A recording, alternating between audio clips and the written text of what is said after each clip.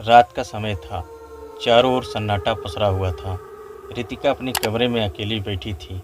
उसके माता पिता किसी काम से शहर से बाहर गए हुए थे और वह पहली बार घर में अकेली थी। घर की खिड़कियां जोर जोर से हवा में हिल रही थी और अचानक उसे घर के पिछले हिस्से से एक हल्की खटखटाहट की आवाज़ सुनाई दी। रितिका ने पहले तो इसे नज़रअंदाज किया, लेकिन फिर आवाज़ें तेज़ और लगातार होने लगीं। उसने हिम्मत जुटाई और आवाज़ की दिशा में जाने का फैसला किया। जब वो धीरे धीरे चलती हुई घर के पिछले हिस्से में पहुंची, उसने देखा कि एक पुराना दरवाज़ा जो बरसों से बंद पड़ा था, वह खुद ब खुद हिल रहा था। वह दरवाजे के पास गई और देखा कि दरवाजे के नीचे से किसी ने कागज़ का एक पुराना पीला टुकड़ा सरका दिया।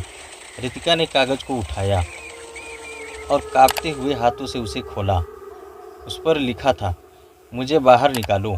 वह भयभीत होकर पीछे हटी और तभी दरवाज़ा जोर से खुल गया, जैसे कि किसी ने धक्का मारा हो।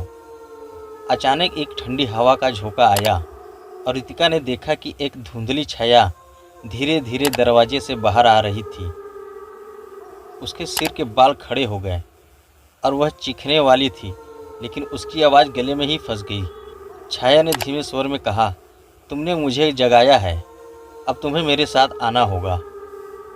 रितिका की आंखें चौड़ी हो गई और उसके पैरों ने मानो चलना बंद कर दिया।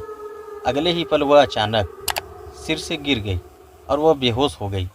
अगली सुबह जब पड़ोसियों ने उसे देखा, वह दरवाजे के पास बेहोश पड़ी थी और उस पुराने दरवाजे के पीछे से हल्की हल्की खटखटाहट अब भी आ रही थी।